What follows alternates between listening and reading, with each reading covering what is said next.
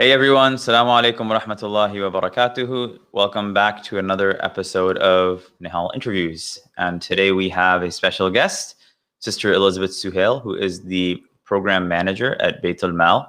And we're going to be talking to her today about some of the work that Baitulmaal does and many of the projects that they're involved in and how exactly Baitulmaal is special compared to a lot of other organizations. Assalamu alaikum, Sister Liz, how are you doing?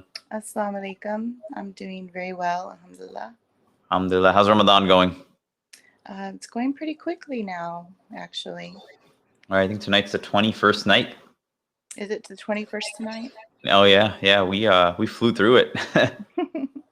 Alhamdulillah. So tell us about yourself. What do you do for Baitulmaal and whatnot? So I am the programs department. Do you have an echo in Nihal? Sorry. Let me just turn it down really quickly. Okay. So programs basically means all the work that we do, on the ground, managing that, all the humanitarian aid in all the regions. And that's what I do pretty much from, the planning the projects to just working with the field offices through the project management process, the reporting, sharing that with everybody. I like to think of my job kind of as the conduit between the donor intent for their compassion and making sure that not only do we treat that intent with the most possible, what's the word I'm looking for? Accountability or substantiation, but also transparency and making sure that the beneficiaries receive the best impact that they can.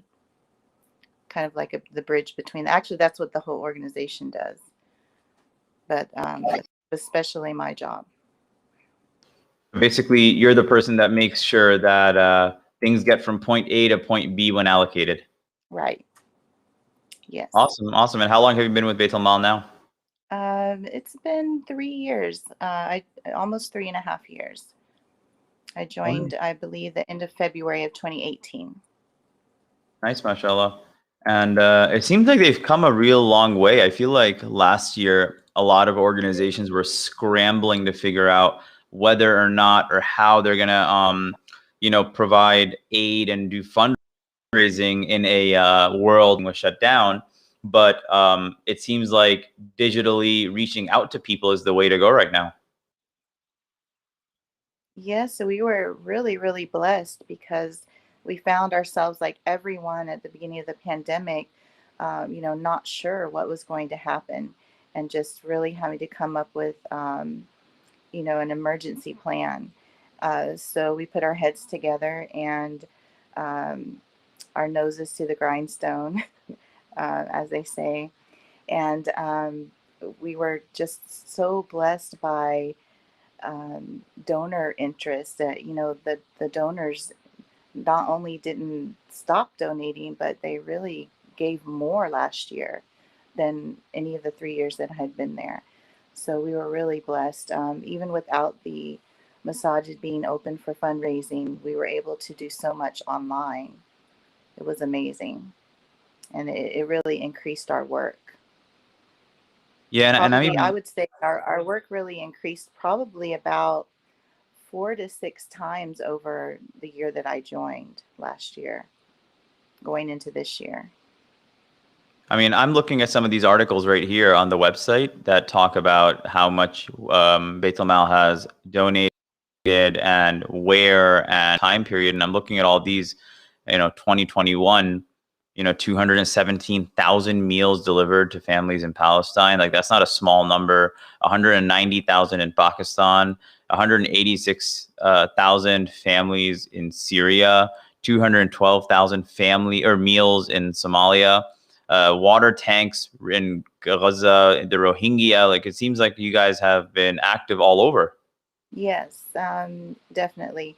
This Ramadan, we have actually distributed about right around 13,000 food packages, for 13,000 families. I forget how many meals that equates to, but I believe it's right around 4 million just during Ramadan. So we have just been increasing work everywhere, all over the country, in all different types of programs, and especially water. Water has been, I think water, it's one of the most beneficial things and something we take for granted here, but it's so needed everywhere else, clean drinking water, especially now with COVID and the hygiene needs of everyone everywhere, especially in the camps and in a lot of those countries that don't take the water for granted. So we actually really had a increase in donor sponsored wells everywhere. I think we completed around 180 within the last year, in Pakistan, in Somalia, in Kenya, and then the tanks also in Gaza. So we've been really lucky to be able to do that. We also started doing individual orphan sponsorships recently again. Before we had just done different types of orphan support while I was with the team, supporting orphanages and the administration of the schools for the orphanages, paying tuition for orphanages. But now we have over 600 matched orphans that are being sponsored individually by donors on a yearly basis. So those are two areas that have really grown a lot this year. Lebanon has, since the explosion in August, we've been able to deliver so much aid there. We've had so much outpouring of support for that area, and we're continuing to work there now. And once things were a little bit stabilized there, go into supporting to get everybody back on their feet and a little bit more normalized. I see you have some statistics up there for Lebanon. Yeah, I was just showing that what exactly happened during that time period from the Prezi. But that's amazing that you all are able to do that much work in such a little amount of time. Let me pose another question to you. During this time period, obviously, getting resources allocated is one thing, but then getting them to people as they need to be given towards is also another process. And I guess people don't understand the what I like to call the supply chain, right? Like how it gets from point A to point B. But in that process, what are sometimes like the challenges? I'm sure like if you're trying to get to Yemen, there's probably like international laws you have to observe and take a look at. There are people that you have to rendezvous with. So like, what does that process look like? There, everywhere is different, and everywhere has their different challenges. Yemen is a really big challenge all around, from increasing fuel prices now in getting supplies in through the port. In the beginning, it was difficult to get things flown in, but we were able to do that. A couple of years ago, it was kind of unheard of flying medication into the airport, and we were able to do that. And we've sent, so It many was unheard of to get shipments. medication into the airport. Yeah, that it just, Wow. yeah, it was just, that was just a difficult thing to do. Because I remember speaking with one organization that does like in kind donations of medical supplies and things, and they were just shocked that we had actually delivered medication by air uh, over there. They had not been able to, and they just couldn't believe that that happened. Um, Not only that, but just financial restrictions. There, it's really difficult to send money there. Um, Yemen's not the only country though. Syria, Palestine, all of these areas are really difficult to get aid into. There's just so many regulations and obstacles. And then, of course, in our own process of delivering aid, we have our own kind of red tape. I like to call my process, but it's so much documentation has to be done. because I want to make sure that we do everything properly. A lot of times things will be in an emergency situation and we have to rush, but most of the time I like to have, a complete proposal plan for whatever project we're doing or program from the field or from the partner. And then after that's worked out, then we have funding agreements.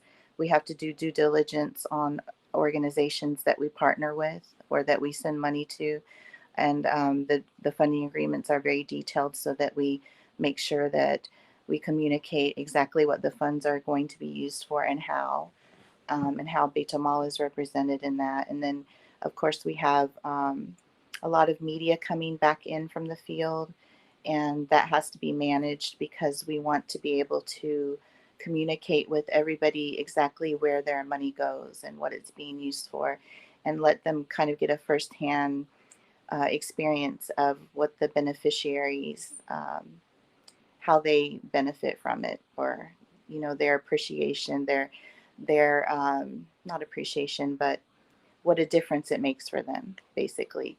And then, of course, very detailed reporting, and that includes financial as well as social impact. So there's a lot of steps in the process. I know a lot of people aren't aware of that, but we take all of those details very seriously at Baitulmaal. So That's awesome, mashallah. And for yourself, what have you found to be one of the most impactful programs if you had a chance to work on? I know they're all impactful, but is there any specific one that like personally resonated with you and you were like, this is why I'm doing the work that I'm doing? any of it that has to do with children personally just kind of warms my heart and reminds me why I do it. The smiles on their faces, and it can be something as simple as a water well. That that's where you see the most joy on in such a simple thing.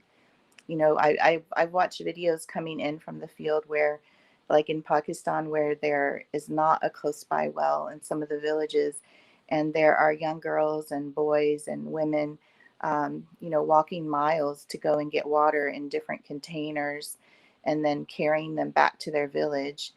And when they get just a simple hand pump well installed um, in their village, it's just such a big expression of joy on their faces to have that, and that makes me really happy. Um, I think though that the most beneficial programs besides that type is anything that really causes a community to thrive. We come into a lot of areas like in Pakistan, we came in back in around 2010 with the flooding that occurred there and helped to rebuild some of the villages and started our work there at that time. But once you get past that hand to mouth kind of program delivery of basic food and basic needs like clean water, you can get into providing, we provide primary education and help facilitate that, vocational programs. We want to provide opportunities to not only get them on their feet, but to help them actually thrive and improve their own communities on their own. So they're not, they're able to actually give back to their community eventually. Those are my favorite type of programs. And I was actually looking at the statistics on the website. It says that, and I'll actually pull it up here. But I didn't know the 663 million people don't have access to clean water. And this was the saddest fact that 801,000 children under 5 die every year because of contaminated water. Like, that's just like, we don't think about those things. I mean, we don't think about access to water here. Like, I walk into my, my bathroom or my kitchen, I just, pop open the faucet and you have clean water just coming down, for whatever. And I live in Connecticut. So whatever I'm paying for rent is included in whatever my water bill is. And it's something that we just don't think about. And the way a lot of us are living right now, kings of the past and queens of the past didn't live like this, right? With Yeah. air conditioning and with cold 800 water and hot choices of water. cereal on the cereal aisle. It's too much. Oh It's yeah, too like much. it's just crazy. But that's just sad. I'm just like 40% of the world's population suffers from water scarcity, and I see that you all have been putting wells in different places. Have any stories about how a well has helped a community in any one of these countries, like in Pakistan or in Somalia or Kenya? I think the most exciting well project that we did recently is the deep electric well. It's a solar paneled well that we did in Yemen. It's a really large well, and we were able to um, go into that area and provide that clean water there. Um, I don't know how to describe the impact. I don't even know how to really describe the living conditions in some of those camps. I know we have pictures that can describe it, but we're talking about areas where, one of our team members actually traveled there a couple of years ago during a delivery. And while he was visiting, he saw some children, in a tent. Yeah, this is the large well that we recently did. So you can see the kind of the area and the need that there was there before that. That's something. I mean, I'm And just just to looking. I go, mean, yeah, they're go walking. from They're on that, donkeys. yeah, to go from that to having that type of well, which you'll see at the end, is just like, it's just such an amazing difference. And of course, this is, in the middle of the pandemic as well. Um, I think in that certain area, there's not really a big concept of the pandemic. Um, so you'll see the children are just kind of all, they're just so excited during the whole construction of the well. They're all around observing and waiting. And I assume that the volunteers in this video, there were people that in Yemen that went there and helped construct this. And you can see the whole process. It took about, I think this was about 4 months. Yeah. Yeah, you can see how excited the kids are when it was completed. Yeah, I mean, it looks beautiful. I mean, that thing is like flowing. Look at that. They're showering in it. Yeah, they did. They are. Yeah, it's just crazy. And the process itself is not, constructing the well is not really what took so long. It's, going into those camps and those areas and getting permission, and getting the area and all the regulations you have to go through, the registrations. That really took probably 2 to 3 months once they found the location. So that delays things a little bit for us. We're about to start our second well in Yemen right now, the same type. So I mean, really a well like this, how many people does it serve? this one I think was about 1,600. Wow. About 1,600 people. The next one is going to be even larger because there is already a system of storage tanks that are going to be connected to the new well that we're building. And that's going to provide, it's going to help spread out that water availability a little bit into about 3 different areas. And I'm sorry I didn't write down the number of families, but it did increase quite a lot with the second well. We have a lot of donors that are willing to have these type of wells built on their behalf, or to donate the money. Unfortunately, it takes so long to get through all the red tape of registering and all those requirements that we're not able to move as fast as we want to, for the donors. But we do have an opportunity to probably do another 2 wells like this, inshallah, in the next year. I mean, I'm looking at the faces of these kids right now. You don't see American kids this happy. Like, like these kids just got water. You can give an American kid like an iPhone, you can give them an iPad, you can give them nice clothing, but the joy on their faces from just having water, like subhanallah, it sometimes just makes I us don't know if wonder as to how grateful we are. I don't know if you heard about our big Texas winter storm down here. Right, earlier this year, right? Yeah. So we had a lot of places that were actually like on boil notice. Um, and our area was one of them. But just to, we're so used to just going and grabbing a bottle of water anywhere all the time and having it with us, and our clean water and our plumbing. And then when we have to deal with that for a few days, we are panicking. We don't know what to do. I have a 23-year-old daughter who stays away at college, and she just didn't even know what to do when her plumbing was out, like not a clue. And even at my apartment, I've had it shut off recently, and I'm panicking, like I need advance notice. I have to plan around that. But over here in some of these areas, even in the Pakistani villages, we've had issues before where the children have picked up skin conditions from the water.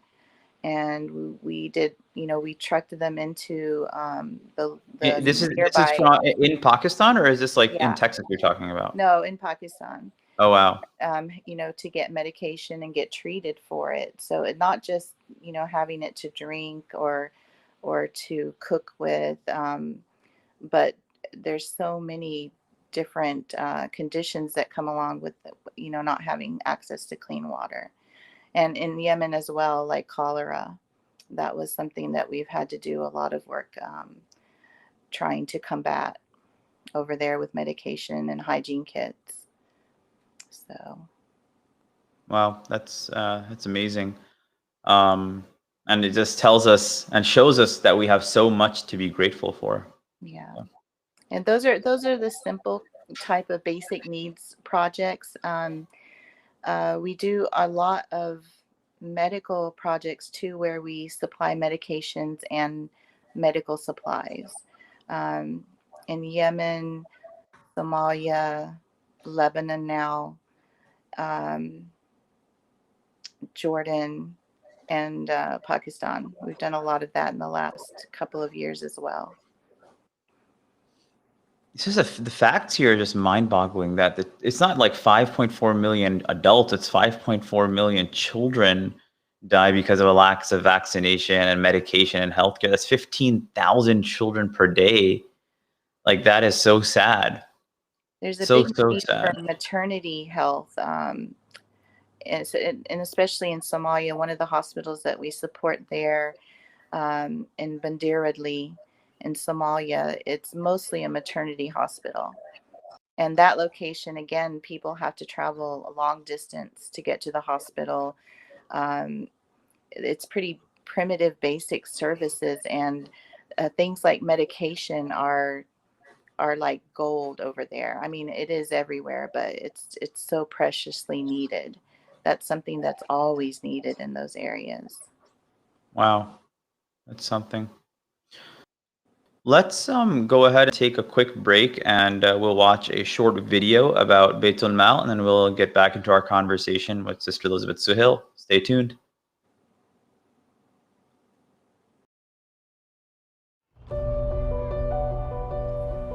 Every year around the world, natural disasters, civil unrest, extreme poverty, and deadly diseases drive people from their homes, turn families' lives upside down, and keep communities struggling. For many, all that is left is hope. Hope that the water they drink won't make them sick. Hope that they have enough food to survive another day.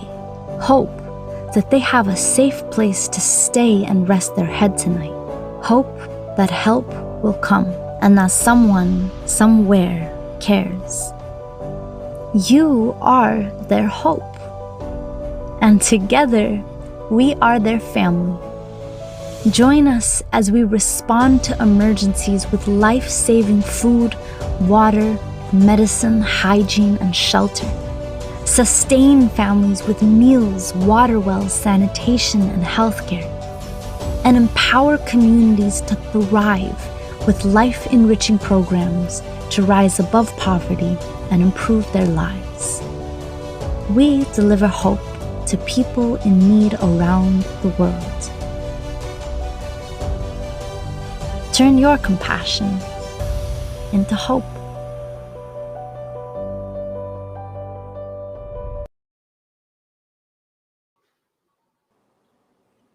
And we are back with Sister Liz Sohail. We've been talking about Baitulmaal's work and all the good stuff that they've been a part of and have been able to do for the international community.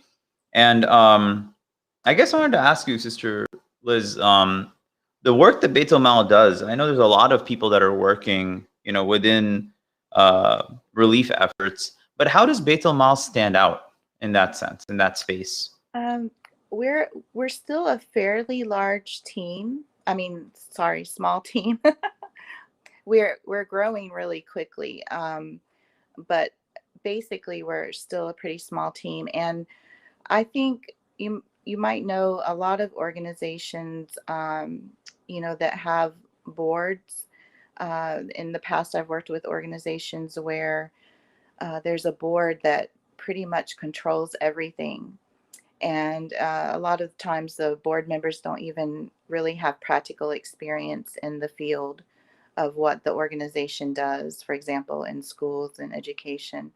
We're really lucky to have a very supportive board.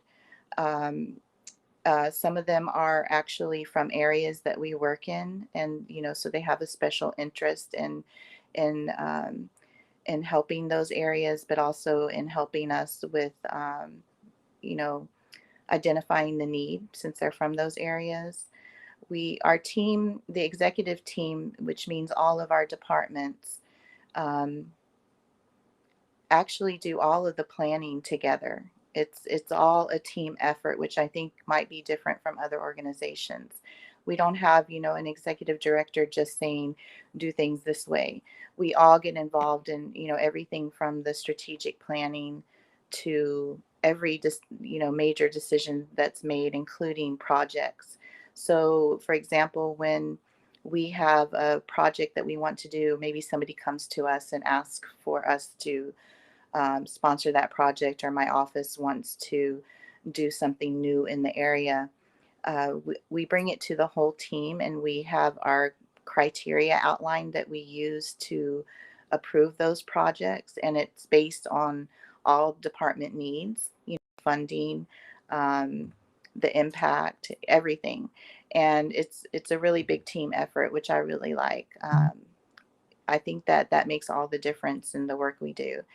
Also, everyone is really compassionate, and we want to always strive for excellence. We don't want to do projects or programs just because it's popular, for example, or somebody wants that project to be done. We have to make sure that all the criteria is met. And I think that's the most important difference that Baitulmaal has. I can't say that doesn't exist in other organizations, but I know that sometimes in the past, some that I've worked with, that wasn't there. And I think also there's a real openness to Baitulmaal transparency wise. Like I was looking on the website, I think it was the financial reports of the year are put out there. There's an independent auditor. Baitulmaal has a very good score on even Charity Navigator, and I think that all these different things are really important to people when they're donating. And mashallah, you guys have really covered all your bases. You have a good team. Brother Mazen having been a part of social service organizations beforehand and people on the ground and whatnot. It seems like it's just amazing how with a good pair of heads on a part of a team, when you have good people doing good work, there's a lot that we're able to accomplish that we otherwise wouldn't be able to. Right, exactly. But I'm also seeing here what's the From Hunger to Hope in Ramadan program? I think it's just representing our food package distributions. Oh, in throughout the world, you mean? Like Yeah, in in all the regions. Yeah. okay. We one reason that we were able to deliver so many food packages this year in comparison to other years is We not go only with due older to, water from um, sunrise till we actually sunset. had some donor One more. interest to But for many around the world, give an additional this $50,000, for example, for food in only Yemen they don't this know time. where So the that money increased our comes impact. But also there's or when. a It committee, a could Lebanon committee that has joined together in the U.S. don't let the sun set Um, on them. Turn your to compassion bring together people that want into to raise money and people that want to have certain projects done in Lebanon that they know will benefit the communities. And we did actually 6,000 food packages. Um, we did an original, I forget the number, around 350, I think, that we were normally planning for that area. But through that committee, we were able to actually do 6,000 additional families Wow. receiving food packages. So that increased a lot. And Lebanon in particular, we have a really big donor interest right now, especially with that committee.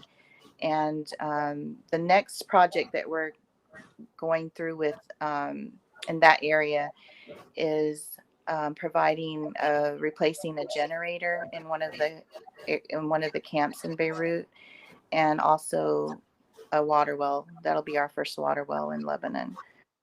So we're looking forward to that. We also have recently shipped 2 medical containers or medical supplies that they're going to distribute after Ramadan. So that's another, I think, $1,150,000 worth of medical supplies. So Wow. we continue to be pretty prominent in that area. Luckily, we've been able to do that. In Syria, we are actually starting to renovate a school inside Syria in Talabad. It's called Zainab School, and there's about 5 buildings, which will enable about 2,000 students to, actually go to school in that area.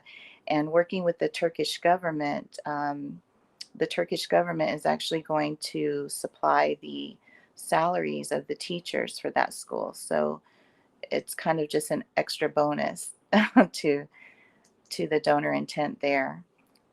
So we're still raising That must be helpful. we're still raising funds for that project. You'll probably see some appeals coming out soon. We also, some new things coming up. We recently hired a regional director in Africa, a new one, and we're expanding there a little bit. We've started building masajid and doing wells in Ghana. That's a new area for us right now.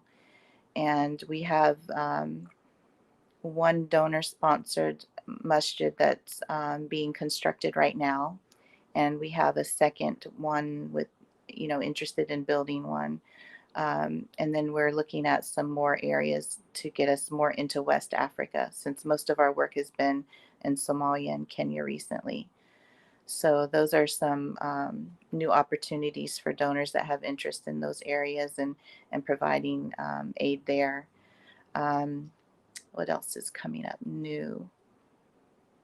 There will be a new big project in Jordan, but I don't have all the details yet. We're working with Tika on that, and but it will be kind of an economic development project where it will provide some jobs in Jordan and improve the economy.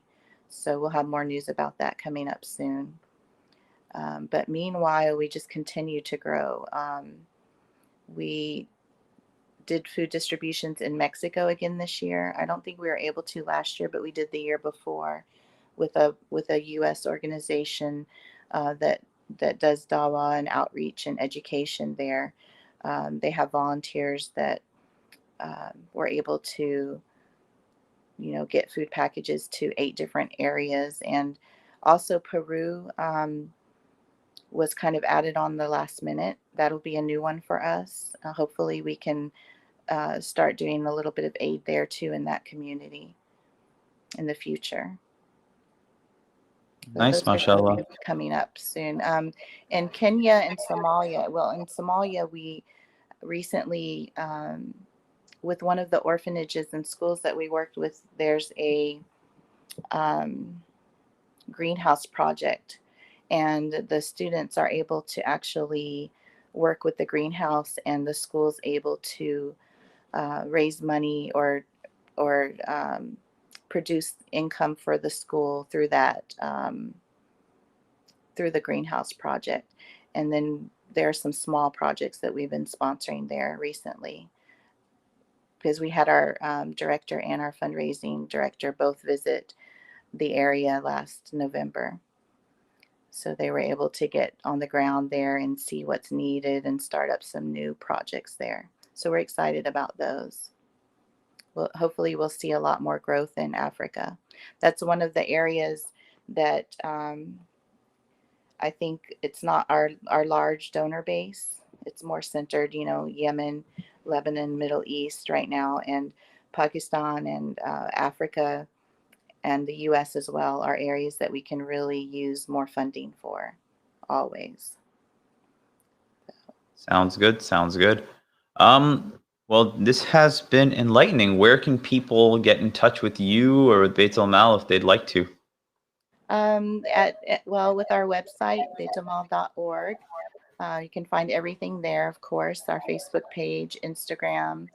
And my easy email is programs@baitulmaal.org, or, of course, my first and last name @baitulmaal.org.